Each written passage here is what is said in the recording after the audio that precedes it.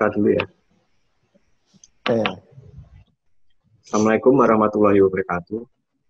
Waalaikumsalam warahmatullahi wabarakatuh. Waalaikumsalam warahmatullahi wabarakatuh. Waalaikumsalam warahmatullahi Perkenalkan, nama saya Dani Setiawardana.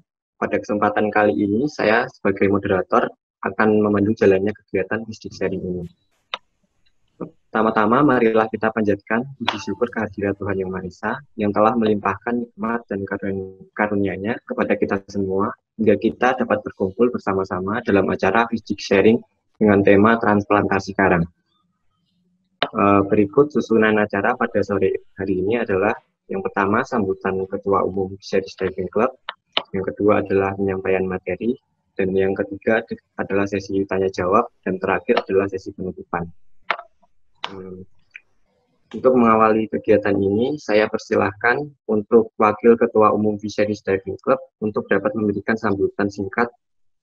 Dan untuk membuka Wisdik Sharing ini, waktu dan tempat saya persilahkan untuk Saudara Muhammad Naufal.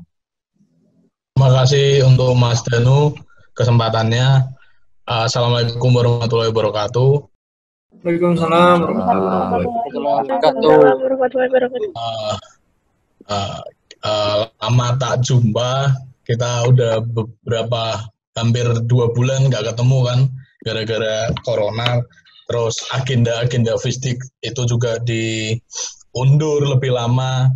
Jadi kami harap BPI BPH dengan adanya agenda seperti ini, adik-adik ini bisa menimba ilmu lebih dalam tanpa adanya halangan corona ini sebagai halangan. Jadi saya harap materi-materi yang sudah disampaikan oleh Mas Anton bisa diserap dengan baik, dipahami, dipelajari lagi kalau udah selesai.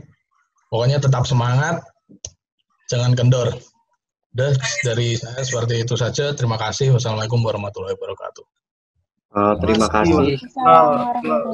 Waalaikumsalam warahmatullahi wabarakatuh. Sebelum sesi penyampaian materi, saya akan membacakan biodata tentang dari pemateri kita, yaitu Mas Anton. Beliau beralamat di Jalan Minuswarso, nomor 64, Batu, Jawa Timur. Beliau lahir pada 4 Maret 1995 di Batu, Kabupaten Malang. Riwayat pendidikan beliau adalah beliau menempuh jenjang sekolah dasar pada tahun 2000 hingga 2006 pada SDN Sisir 5 Batu.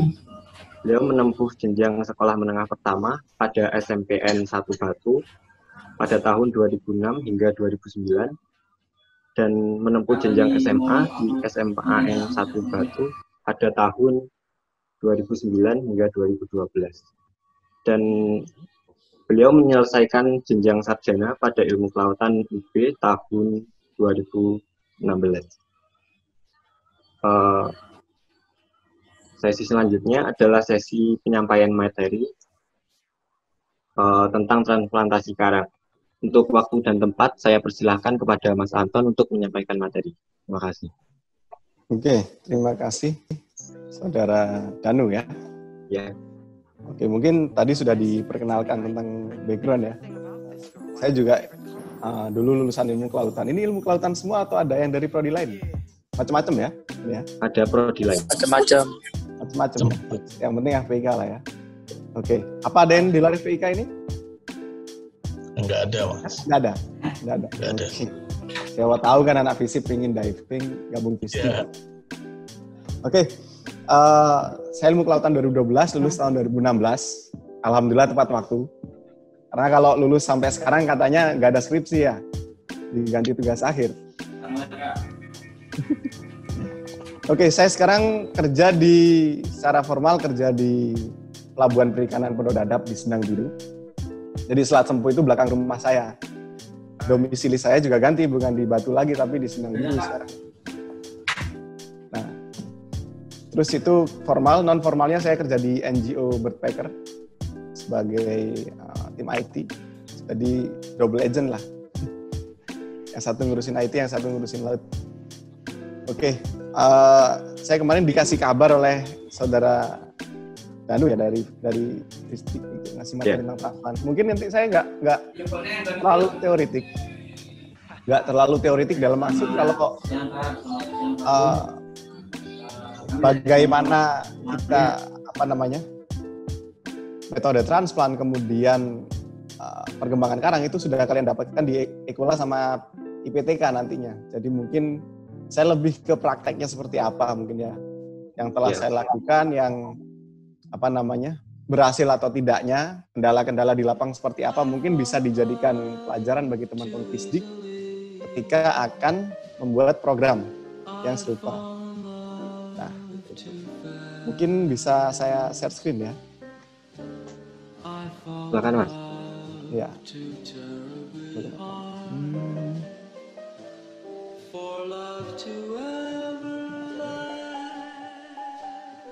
Ini ya, apa terlihat ya? Terlihat Mas. Oke. Ini slide. Oke. Mungkin judulnya sederhana saja tentang transplantasi karang di Selat Sempu.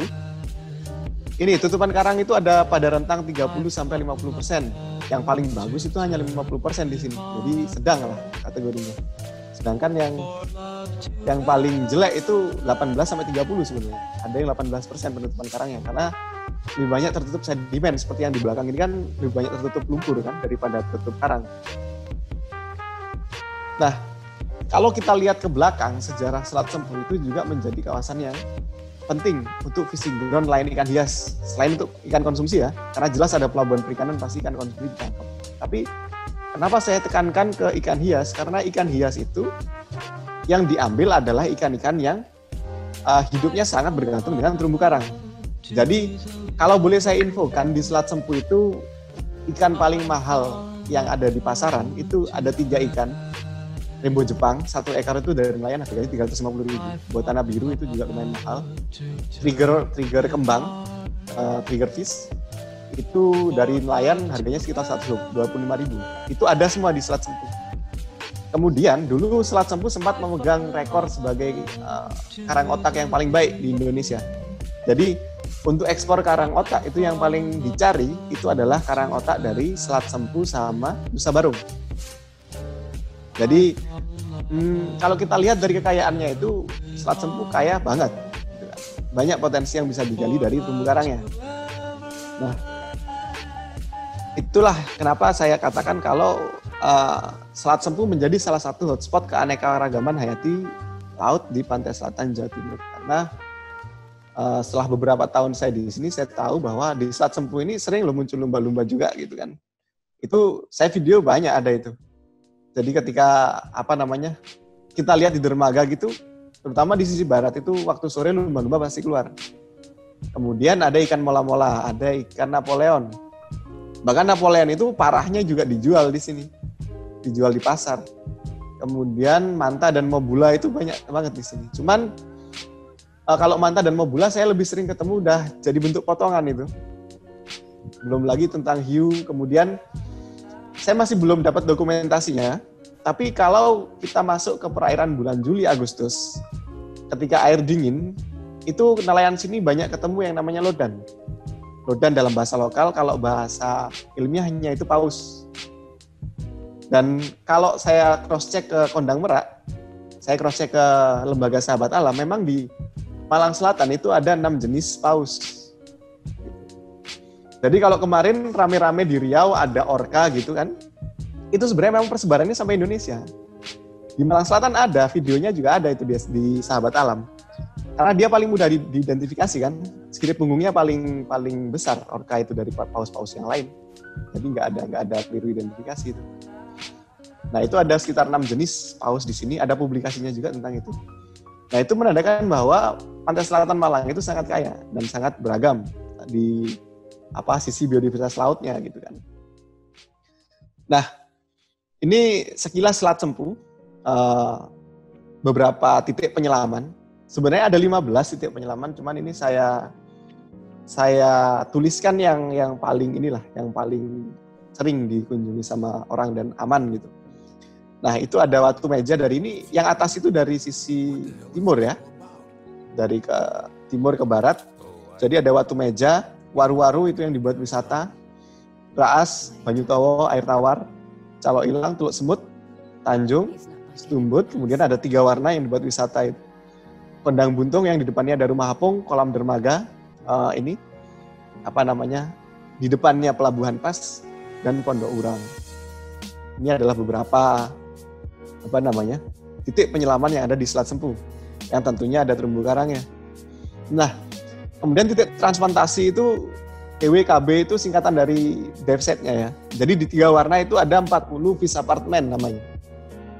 Nah, vis apartemen itu apa nanti saya jelaskan di belakang.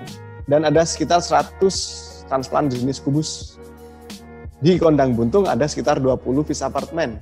Di Stumbut ada 25 jenis kubus. Di kolam dermaga ini ada yang agak beda. Ada 8 transplant dari jenis dom dan 2 tali. Mungkin kok terumbu karang ditanam di tali itu maksudnya apa gitu. Padahal tahun lalu kalau nggak salah, atau 2 tahun lalu ya, teman-teman FISDIK itu yang menanam di tali itu. Iya. Ya. Benar. Ada yang ingat? Iya. Di Pondok Urang ada sekitar 20 vis apartemen dan di Watu Meja ada 5 dom besi. Kalau dom besi ini yang nanam Pak Oktias sama teman-teman dari PJB. Dulu sekitar tahun 2016. Oke. Ini inisiasi transplant karang di Selat Sempu itu dimulai oleh Yayasan Bakti Alam Sendang Biru di tahun 2016. Jadi waktu itu kalau tidak salah berbarengan dengan acara dari TNI AL untuk transplant karang di Sendang Biru. Waktu itu diberi media berupa besi sama paralon. Tapi itu nggak bertahan sampai bulanan ya. Berapa malam gitu sudah hanyut itu. Apalagi yang paralon sudah tidak ada sisa sampai sekarang. Kalau yang media besi masih banyak. Maksudnya masih banyak yang terselamatkan gitu kan. Nah, dari sana kita belajar kalau transplantasi di Selat Sempu, apalagi di kawasan yang berarus gitu kan. Kalau gelombang di sini enggak, tapi arus yang kencang. Selat kan. Kalau kalian pernah menyelam ke Nusa Penida mungkin juga tahu kencangnya arus selat itu seperti apa gitu. Nah, jadi kita berpikir kalau transplant itu harus pada metode atau media yang masif, yang kira-kira dia bisa memecah atau bahkan menahan arus gitu kan. Jadi ketika kita mendapat bantuan dari DKP Provinsi tahun 2017-2018 itu kita sarankan untuk membuat media yang balok, yang kubus berongga kayak di belakang ini ya, yang ketutup tulisan itu. Jadi itu yang masif kemudian ditata seperti orang nata batu candi. Jadi kenapa ditata seperti batu candi? Karena teknologi orang zaman dahulu itu kan unik. Jadi batu itu bisa mengunci satu sama lain tanpa harus diikat. Dan itu kuat banget ketika ditaruh dalam air. Nah, itulah kemudian ketika DKP Provinsi Jawa Timur menurunkan transplant dari media kubus ke sini pertama kali jumlah 120 itu. Kemudian disusul di tahun 2018 dengan pengadaan vis apartemen. Jadi vis apartemen ini sebenarnya bukan untuk transplantasi karang, tapi untuk menarik ikan. Gitu. Jadi dari bentuknya seperti nanti. Oke, kemudian, nah setelah program itu selesai, monitoring tentang penanaman karang yang ada di sini dilakukan secara mandiri. Jadi dilakukan oleh masyarakat setiap tahun, bahkan setiap 3 bulan sekali kita turun untuk lihat kondisi karang, terutama di titik transplant tadi. Kalau setiap bulannya kita hanya monitoring dasar air saja, nggak sampai monitoring transplant. Kita hanya lihat keadaan bawah airnya seperti apa. Jadi garis besar saja perkembangannya, apakah ada peningkatan atau justru stagnan, tetap. Nah, ini transplantasi pada media kubus pertama kali di tahun 2017. Jadi kondisi bawah air masih seperti ini, kubusnya masih kosong. Nah, di sana ada paku-paku itu yang digunakan untuk mengaitkan karang. Karena kita nggak mungkin melingkarkan kabel tis di media beton itu toh. Jadi kita harus punya pegangan di sana. Jadi kita pakai pegangan berupa paku. Jadi 2 buah paku untuk menaruh karang di tengahnya seperti ini, kemudian diikat dengan kabel tis. Nah itu kita mulai di tahun 2017 pada 120 kubus itu. Ya, yang ngerjakan ada 5 orang, 4 orang yang di kamera, dan 1 orang fotografer. untuk mendokumentasikan. Ini semuanya full dari Yayasan Bakti Alam Sendang Biru. Dan kalau dari pelabuhan, saya itu turun yang paling depan. Jadi ikut juga waktu awal mula penanaman yang ada di sana. Nah, waktu kita pertama kali mau ambil bibit, itu kita ambil bibit di tempat yang banyak kapal perikanan. Kenapa? Ketika di sini kapal buang jangkar ke perairan, itu pastinya kan kena karang. Kemudian karangnya jatuh ke substrat. Kalau dia tidak diselamatkan, dia akan mati. Jadi, karang yang kita ambil itu kita tidak mengambil karang secara kayak gunting gitu, enggak. Tapi kita ngambil karang yang patah-patah memang. Jadi yang kena jangkar, kemudian yang kena sampah, kena hanyutan sampah yang enggak besar gitu, itu kita selamatkan. Kadang ada terumbu karang yang besar banget gitu kan, kira-kira seukuran tisu inilah, seukuran ini, itu setengahnya sudah mati karena tertimbun sedimen. Nah, itu baru kita potong, yang mati kita buang, kemudian yang hidup kita kecilkan, kita transplant. Itu cara kita ngambil bibit, seperti itu. Nah, kemudian tahun 2018 terumbu karang sudah tumbuh dengan baik. Kita memang kebanyakan terumbu karang cari yang akroporit karena dia tumbuhnya cepat banget gitu. Jadi mungkin kalau orang bilang terumbu karang itu tumbuhnya 1 tahun 1 senti, benar itu. Tapi jenis apa dulu gitu kan. Saya sudah bekerja di ekspornya terumbu karang itu 2 tahun.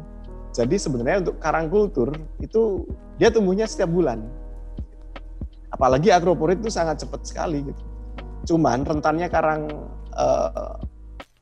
transplant, itu karang kultur, itu semakin dia banyak di kultur, itu semakin rentan dia terhadap perubahan lingkungan. Jadi semakin gampang mati. Memang paling bagus kita biarkan karang melalui rekrutmen. Jadi kita kasih substrat yang agak kasar di dalam air, kita biarkan karang tumbuh dengan sendirinya. Itu paling bagus sebenarnya. Tapi kalau kita diharuskan untuk transplant dengan keadaan yang seperti ini, itu kalau bisa ya, kalau tidak untuk diperdagangkan ya, hanya 1 kali transplant saja. Jadi untuk menghindari kemungkinan ketika ada kondisi alam yang dia itu sangat ekstrim, sangat dingin atau sangat panas, karang itu akan mati secara massal. Tapi setelah 1 tahun kita menanam karang itu, karang tumbuh dengan baik seperti dilihat pada gambar ya. Kemudian di tahun 2019 kita naruh penambahan media stupa di atas media kubus tadi. Tujuannya apa? Untuk menarik ikan-ikan yang ada di perairan gitu. Jadi stupa itu didesain dengan lubang-lubang khusus yang bisa dibuat ikan-ikan kecil untuk berteduh. Nah, di tahun 2020 yang ada di bawah, itu ikan sudah mulai berdatangan seperti itu. Sudah ramai di dalam air sekarang. Jadi kalau kita lihat tadi sebelumnya sangat gersang, sangat kosong seperti ini kan. Bawahnya sedimennya pasir sama lumpur. Nah, setelah kita tanam, 2018 karangnya tumbuh dengan baik, 2020 sudah mulai ramai dengan ikan.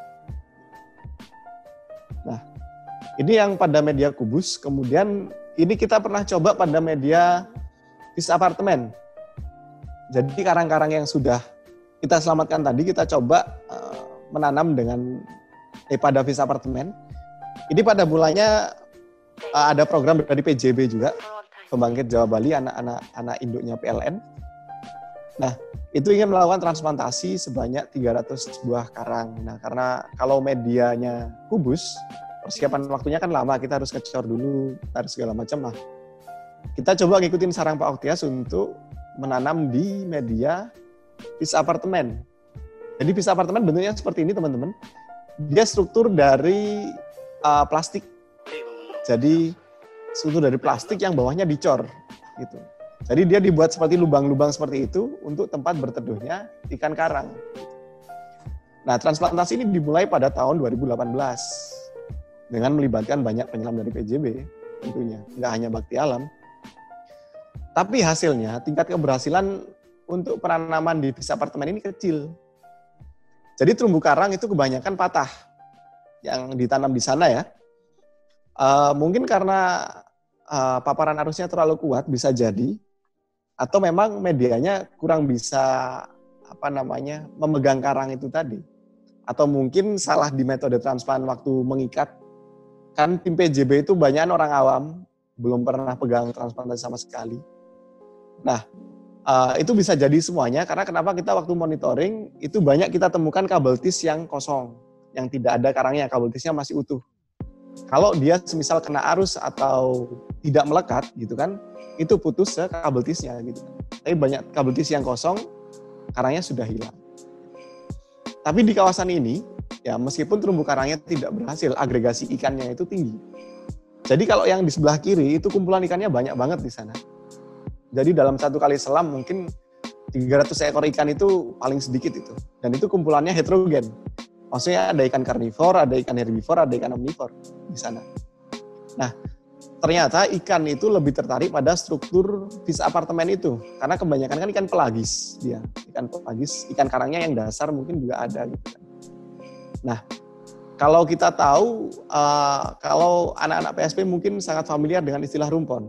Jadi rumpon, fish aggregating device, itu adalah sebuah struktur mengapung yang dipasang di tengah laut untuk menarik kumpulan ikan. Nah, fish apartemen ini tekniknya untuk menarik ikan itu sama seperti rumpon, hanya saja dia ada di dasar perairan. Kalau rumpon kan mengambang. Nah, ini metode yang kedua, ini tidak kita lanjutkan karena tingkat keberhasilannya yang rendah. Gitu. Tapi kita biarkan untuk menarik kumpulan ikan. Siapa tahu dia berbiak di sini dan kemudian spillingnya, telur atau larva itu bisa berkembang di kawasan yang ada di luar kawasan konservasi. Oh ya, sebagai info, kawasan 3 warna itu satu-satunya kawasan konservasi yang ada di Selat Sempu. Yang lain adalah kawasan bebas tangkap. Nah, penurunan fish apartemen ini di sana saya rasa juga tepat karena sebagai bank ikan di sana. Jadi ketika ikan kumpul banyak di sana kemudian berbiak, nah limpahannya itu sudah bisa kita rasakan terutama di kawasan dermaga. Itu sudah banyak kumpulan ikan yang bisa dipancing oleh orang-orang dari pesisir. Jadi orang nggak harus naik kapal, sekarang kalau mau mancing, di pinggiran saja sudah dapat. Oke, kemudian ini yang dilakukan oleh teman-teman FISDIK, media tali, mungkin aneh gitu ya.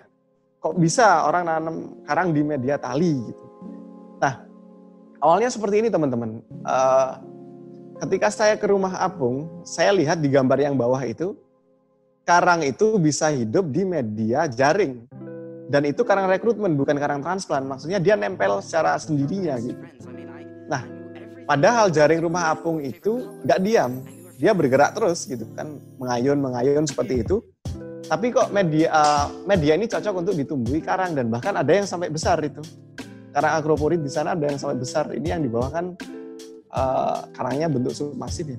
Jadi masih pertumbuhannya agak lambat gitu. Nah, dari sana saya tanya ke beberapa para praktisi ya. Memang mereka bilang kalau sebenarnya terumbu karang itu, kalaupun ada yang bisa memegang terumbu karang itu selama bertahun-tahun di bawah air, dia akan tumbuh. Nah, jadi dia itu nggak seperti tanaman darat ya teman-teman. Jadi kalau tanaman darat kan harus media yang masif, media yang dapat dicengkram oleh akar, kemudian tanamannya tumbuh. Enggak, sementara di terumbu karang itu, dia butuhnya hanya menempel saja. Dia itu akan mati ketika terkena sedimen, gitu kan? Terkubur di sedimen dia mati. Tapi selama dia masih diam di atas kolom air itu kemungkinan hidup sangat besar. Dan bahkan ketika saya searching, itu ada yang menanam karang dengan cara digantung, gitu.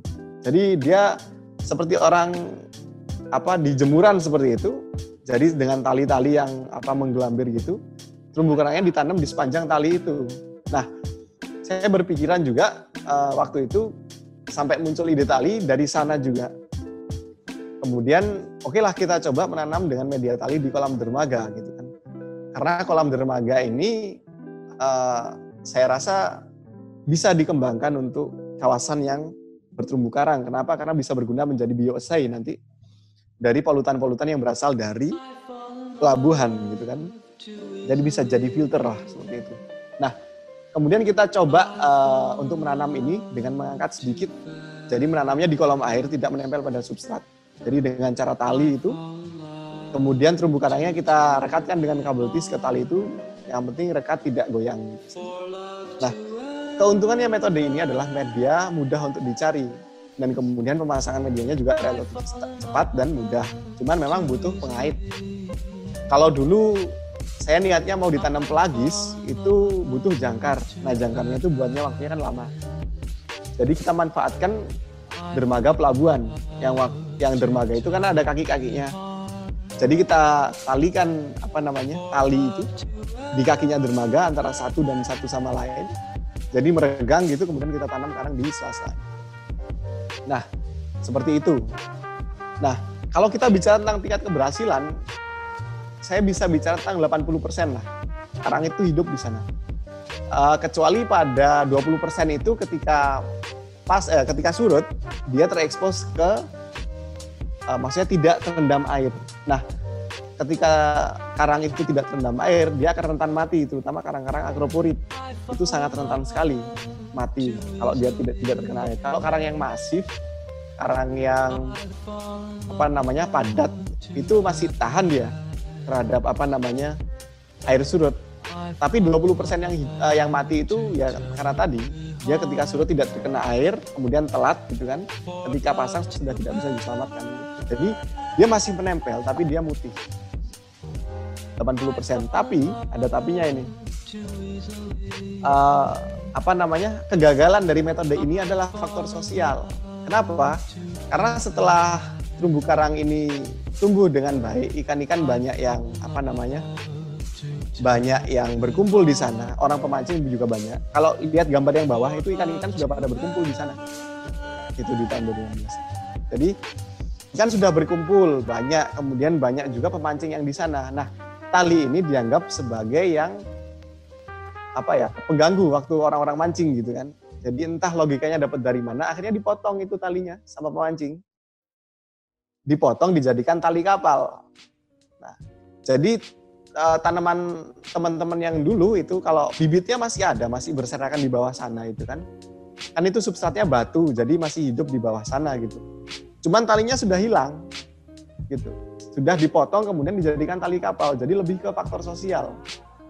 Karena menurut para penyelam itu menurut para pemancing talinya itu melilit di tali pancing. Jadi mereka nggak tahu kapan motongnya, tiba-tiba sudah nggak ada aja. Ya itulah salah satu susahnya ya. Jadi nggak hanya faktor alam yang bekerja di kegiatan rehabilitasi, tapi juga ada faktor sosial di sana. Nah, kemudian dari sini kita memikirkan kalau harus ada metode lain untuk transplant di sini. Gitu. Yang sekiranya bisa mengumpulkan ikan dalam jumlah banyak, tapi juga tidak mengganggu teman-teman yang melakukan kegiatan pemancingan gitu kan. Kita juga harus mengakomodasi kepentingan mereka juga gitu, karena mereka juga warga lokal. Bagaimana lagi gitu. Nah, kemudian tahun depan 2019-nya itu kita coba transplantasi dengan media yang lebih masif, media dome. Bentuknya kubah, jadi struktur seperti sarang semut gitu atau sarang rayap yang permukaannya tidak rata. Nah, kubah ini setelah kita lihat lebih cocok ditanami dengan soft coral. Kenapa? Karena ketika waktu itu ya, setelah kejadian pemotongan itu, kemudian kita lihat memang kondisi kolam dermaga waktu itu masih sangat keruh sekali. Gitu. Sangat banyak dengan polutan yang berasal dari pelabuhan gitu. Kalau kita tanam dengan karang keras, ini kemungkinan hidup 50-50 lah. Kita nggak tahu survival rate kemudian hari kan. Kalau kita harus menanam di media yang nempel gitu. Bukan yang di tali seperti tadi, yang kena sinar matahari kan tali tadi. Kalau ini kan di dasar, keruh banget teman-teman bisa lihat gitu. Dan banyak polutan. Nah, kita harus gambling kalau kita harus tanam dengan karang keras gitu. Jadi kita putuskan untuk menanam dengan karang lunak. Kenapa? Karena karang lunak itu lebih resisten terhadap logam berat. Kalau kalian pernah nyelam di Tulamben, Bali, itu kan ada yang namanya USS Liberty Shipwreck. Jadi dia adalah reruntuhan kapal Perang Dunia Kedua yang juga terbuat dari besi. Di sana yang paling subur tumbuh itu adalah jenis karang lunak. Karang lunak Zoanthid spons itu tumbuh dengan bagus di sana. Karang keras itu hanya tumbuh di sekitar bebatuan. Nah, itulah kenapa ketika saya ingin menanam lagi di kolam dermaga, saya putuskan untuk menanam karang lunak.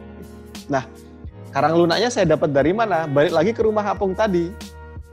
Jadi rumah apung tadi teman-teman uniknya yang bagian dalam itu ditumbuhi oleh karang keras. gitu kan. Kemudian di bagian luar yang tidak terkena sinar matahari itu jaringnya tertutup oleh karang lunak. Justru karang lunak gitu. Jadi jenis karangnya karang seroja. Mungkin itu nama dagang ya. Bisa di-searching teman-teman karang seroja itu nama ilmiahnya apa.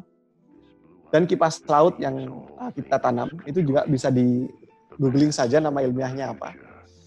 Kipas laut itu yang atas, yang bentuknya di atas itu yang memang seperti sifan, kipas laut. Yang karang seroja yang bawah itu karang lunak. Jadi jaring itu kan lapis 2. Kemudian orang-orang rumah apung juga sedang menggalakkan aktivitas pemancingan sehingga jaringnya itu banyak yang dipotong. Nah, saya rasa daripada jaring itu dipotong sia-sia kemudian karangnya mati, lebih baik jaringnya itu kita ambil. Kita gunting yang ada karang lunaknya, kemudian kita tanam di sini. Jadi kalau semisal foto ini bisa diperjelas gitu teman-teman, karang lunak ini sudah menempel di media jaring. Jadi sudah ada jaring dalam bentuk bulatan setelah kita potong, kemudian kita tempelkan ke dom ini tadi dengan kabel tis. Nah, dom ini punya rongga-rongga dan juga pipa untuk merekatkan jaring tadi. Mungkin di gambar yang atas, kiri bawah yang depan tangan orang yang sedang transplant itu seperti ada jaring, yaitu jaring medianya. Itu di sana kalau bisa dilihat dengan jelas ya. Nah, ternyata setelah kita monitoring dalam waktu 1 tahun, itu dalam waktu 1 tahun itu belum ada yang mati karang lunaknya. Jadi yang atas itu karang seroja, yang bawah itu karang kipas. Nah itu masih hidup semua. Bahkan di perairan yang dia itu keruh, sangat keruh sekali. Visibilitas rendah karena dia itu dekat dengan pelabuhan dan banyak polutan gitu kan. Nah, ternyata juga dengan adanya soft coral ini banyak menarik ikan-ikan kecil. Nah, ikan-ikan kecil banyak menarik ikan-ikan yang ekonomis penting. Seperti ikan kue, kemudian ikan talang-talang, queen fish. Itu banyak yang berdatangan di kawasan dermaga. Jadi menguntungkan juga lah bagi para teman-teman nelayan. Nah, kemudian karena dia ditaruhnya di kawasan yang demersal, di kawasan yang bentik ya, di dasar air, sementara ikan-ikan yang menjadi target ikan pemancing, seperti ikan kue itu kan sifatnya pelagis, dia kan memancing tidak sampai dasar. Jadi konflik dengan nelayan itu ya sudah sedikit reda lah, meskipun juga banyak yang masih kontra dengan adanya penanaman ini. Dengan alasan ya masih menyangkut, masih apa, itu tidak masalah karena lebih banyak yang mendukung kok masih gitu. Jadi karena ikan yang ditangkap adalah ikan pelagis dan sedangkan penempatan kubus ini dom ini ada di dasar perairan, jadi tidak seberapa mengganggu teman-teman yang memancing. Justru sekarang menjadi lebih banyak. Setelah dulu sempat viral di Facebook ya yang ikan belanak itu dia lompat-lompat sampai ke atas dermaga ketika air pasang. Jadi di dermaga itu teman-teman, di dermaga atas itu ada tangga ke bawah. Nah, dulu sempat kejadian pada suatu pagi, saking banyaknya ikan belanak di sana, kemudian ada ikan predator yang dari tengah, itu kemungkinan sejenis ikan crocodile fish, ikan cendro. Kalau ikan cendro itu juga sempat viral yang menusuk leher orang sampai tembus itu. Nah, ikan itu di dermaga, dia mengejar ikan belanak itu. Kemudian belanak itu lompat-lompat sampai ke atas dermaga, orang-orang dipanenilah ikan itu tanpa harus memancing. Itu sempat viral dulu.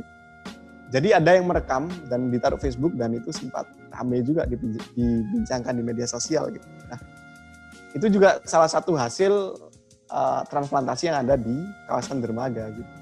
Yang sekarang sudah ramai dengan ikan. Nah, mungkin ini teman-teman kegiatan ke depan kita juga mau mencoba metode transplant karang pada lingkungan yang baru, terutama pada lingkungan yang dia itu substratnya tertutup oleh pasir atau sedimen yang berasal dari tanah garapan, tanah-tanah pertanian. Itu kebanyakan ini misal di atas tanah pertanian ya, di bawahnya itu tertutup oleh sedimen berupa lumpur atau pasir. Jadi kalau ke depannya itu saya berpikir kalau kita nanti akan membuat struktur yang lebih rugus, yang lebih kasar gitu. Kita bisa mengumpulkan karang-karang yang sudah mati, yang sudah memutih itu, yang sudah jadi rubble, itu kita satukan, kita semen lagi pakai semen putih, gipsum. Kemudian kita bentuk seperti live rock, seperti batu besar gitu, mungkin masif, yang dia itu sangat kasar, tidak berbentuk seperti batu gitu. Mungkin kalau ya kalian tahu batu karang, kita miripkan dengan itu, kemudian kita taruh saja di kawasan yang berlumpur itu. Itu kenapa saya punya ide untuk lakukan itu, karena kita hanya mau lihat banyak nggak karang yang melakukan rekrutmen di sana nantinya. Jadi karang itu kan perlu media yang tidak rata, yang dia itu kasar untuk tumbuh gitu kan. Karena kalau kasar, polipnya itu bisa nempel dengan mudah, gitu. Bisa settle dengan mudah di sana. Nah, itu saya kepikiran seperti itu. Kita membuat batu yang artificial, kita taruh di sana, kemudian kita cari tahu pola rekrutmennya dulu. Sebelum kita tahu, bisakah di sana untuk dijadikan kawasan transplant. Jadi survei awal lah, seperti itu. Nah, itu mungkin kita lakukan dalam waktu dekat, karena corona ini ya saya jadi kekurangan banyak hal gitu. Entah itu logistik, entah itu personil gitu kan. Tidak mungkin dong kita nyelam sendiri kemudian nanam-nanam, naruh-naruh gitu kan. Harus ada minimal 3 orang gitu kan. 2 orang penyelam dan 1 orang yang ada di kapal. Itu sudah minimal mungkin. Nah, itu yang akan coba kita lakukan ke depannya gitu. Mungkin kalau teman Fisdik ada kajian yang lebih bagus silahkan. Saya tentang update penanaman karang yang baru juga perlu mungkin teman-teman tahu. Nanti bisa disampaikan waktu diskusi ya. Nah, kemudian saya juga sudah bilang ke teman-teman Bakti Alam kalau kita nanti akan membuat media tempat pembibitan karang yang ada di Selat Sempu. Gitu. Nah, kenapa kita lakukan ini? Yang pertama kita mengurangi pengambilan bibit alam, gitu kan. Seperti yang ada di gambar tadi, itu kan semua berasal dari alam, gitu kan. Dia itu ya memang patahan, ya memang dia itu hasil-hasil bibit yang diselamatkan. Tapi alangkah baiknya kalau kita punya kebun bibit sendiri, gitu. Jadi nanti kalau sewaktu-waktu kita ingin transplant, kita ambil di sana saja. Jadi dia sudah terbiasa dengan transplant, gitu, dengan media yang tidak alami. Gitu. Nah, kita ingin melakukan ini dengan cara mengambil media transplant besi yang sudah tidak digunakan tadi. Jadi di 3 warna tadi ada media besi sebenarnya, teman-teman. Tapi karena penanaman dia gagal, dia sudah tidak dipakai lagi, dia hanya jadi reruntuhan di dalam air sana, gitu. Jadi sampah. Kemudian kita berinisiasi untuk mengangkat media besi tadi ditaruh di perairan Kondang Buntung tadi. Itu cukup dangkal dia ketika surut tidak habis dan jauh dari polutan.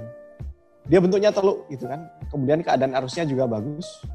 Kemudian nutriennya juga bagus karena di depannya ada hutan mangrove gitu.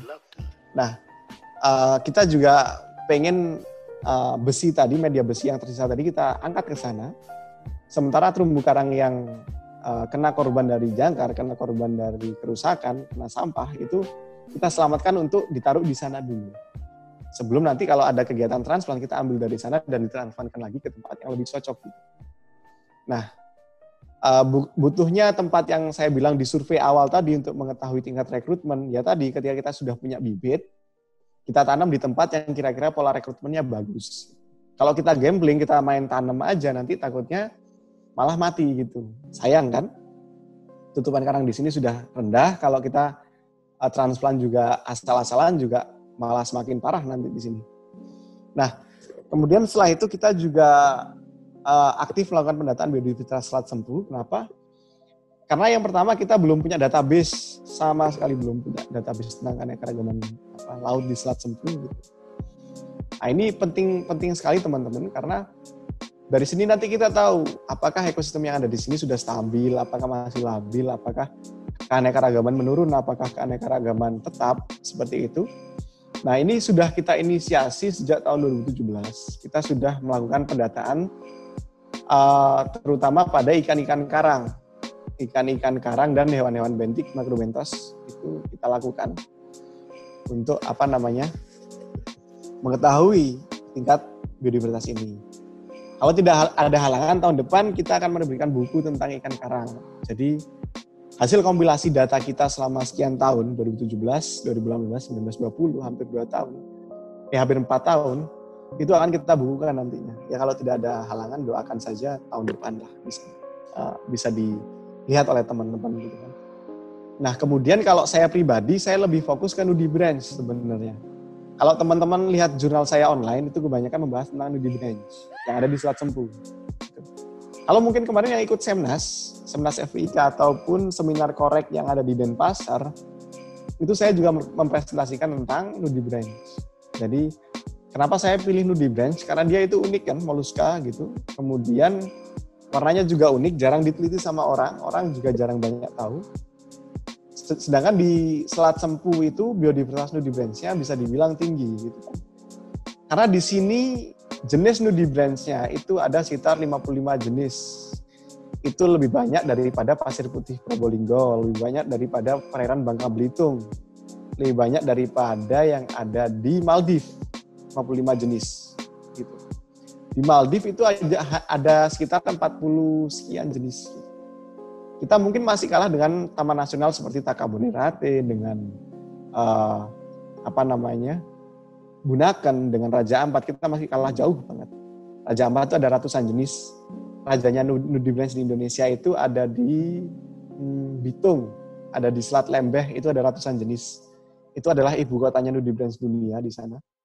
Nah, sedangkan di Selat Sempu sendiri, pendataan biodiversitas itu saya lakukan untuk menarik minat teman-teman peneliti, teman-teman penggiat, teman-teman relawan juga wisatawan untuk mengembangkan aktivitas berbasis bawah air yang ada di sini. Jadi kita kembangkan aktivitas transplant, kita kembangkan aktivitas macro dive, makro fotografi, kita kembangkan aktivitas discovery diving. Jadi kita menyelam untuk mengetahui tingkat biodiversitas dalam air itu.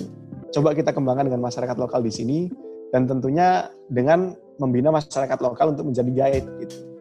Karena mereka yang tahu titik-titiknya di mana, untuk menemukan ini di mana, menemukan ini di mana, itu mereka yang tahu. Jadi kedepannya selain untuk kegiatan yang berwawasan lingkungan ini juga saya juga cari nilai-nilai sustainability ekonomi di dalamnya gitu. Jadi bagaimana kita memberdayakan masyarakat dengan kegiatan yang sudah dilakukan. Jadi ini kita masih coba inisiasi terus. Ya mungkin kalau teman-teman FISDIK ada proyek ini itu yang bisa dilakukan di sini, kita siap untuk kerjasama nanti. Oke, mungkin itu dari saya tidak banyak itu, karena itu yang bisa saya sharing di sini. Terima kasih, saya kembalikan kepada moderator. Terima kasih Mas Anton atas penyampaian materinya yang sangat bermanfaat bagi kita. Selanjutnya kita masuk ke sesi tanya jawab. Kepada teman-teman yang ingin bertanya, silahkan mengajukan pertanyaan dan menyebutkan namanya. Ya, silakan. Perkenalkan Mas, nama saya Rasid Jauhar. Jadi berdasarkan pemaparan dari Mas tadi kan, sebelum kita melakukan transplantasi, kita melakukan survei dulu mengenai pola rekrutmen dari karang itu sendiri. Nah, di sini saya pengen nanya sebetulnya pola rekrutmen apa yang dicari gitu, supaya karang itu bisa kita lakukan transplantasi gitu Pak. Oke. Gini, jadi kenapa kita harus tahu pola rekrutmen karang yang ada di satu tempat sebelum melakukan kegiatan transplant itu kan? Jadi kita ingin tahu apakah karang bisa benar-benar survive di sana gitu. Jadi ketika kita nanam karang, itu kan sama saja kita ngambil menumbuhkan karang baru lagi gitu. Nah, kenapa kita harus tahu pola rekrutmen? Kalau kita sudah tahu di sana pola rekrutmennya bagus, dalam artian banyak bibit-bibit karang yang muncul secara alami gitu kan. Jadi banyak benih karang yang muncul secara alami. Nah, itu tandanya di sana bisa ditanam, bisa dikasih transplantasi terumbu karang gitu kan. Sebagai contoh seperti ini. Kita ada suatu tempat yang gersang gitu dalam air, maksudnya hanya batu saja. Tapi yang tumbuh hanya alga dan spons misalnya. Nah, kalau kita tidak menemukan karang di sana, itu kemungkinan karang untuk tumbuh meskipun medianya keras gitu kan, itu kecil. Karena kita harus tahu juga di dalam air itu ada yang namanya kompetisi akan ruang, gitu kan. Jadi karang itu tidak hanya berkompetisi secara biologis ya. Jadi dengan predator, dengan apa, dia juga berkompetisi secara ruang. Dalam artian karang itu hanya bisa tumbuh di tempat tertentu. Tidak di semua tempat bisa tumbuh karang gitu kan. Nah, di kawasan yang dangkal terutama tempat yang mempunyai kadar yang ditembus oleh sinar matahari yang bagus, itu tempat yang ideal untuk tumbuhnya biota laut. Nah, itu kan. Jadi baik itu alga, baik itu lamun, baik itu spons gitu kan. Dia kan juga memerlukan penyinaran yang bagus seperti itu kan. Nah, itu juga yang menjadi tantangan bagi karang untuk tumbuh gitu. Ketika dalam satu kawasan tertutup oleh terlalu banyak alga, itu maka di bawah sana kesempatan karang untuk tumbuh, untuk mempunyai ruang untuk tumbuh itu sangat kecil, gitu kan.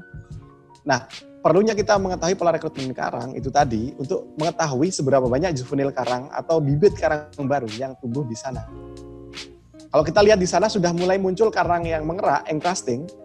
Kebanyakan karang kan tumbuh dalam live form encrusting dulu pada fase awal. Kalau sudah banyak karang encrusting yang tumbuh, itu pertanda bagus. Di sana bisa jadi kawasan yang ditanami oleh karang. Gitu. Nah, seperti itu. Dan juga seperti ini teman-teman, kalau bisa ya nanam karang itu dalam satu tempat, satu jenis dulu. Kenapa? Karena ketika kita pengalaman dari sini, penanamannya ada di sini gitu, karang folios itu predator banget.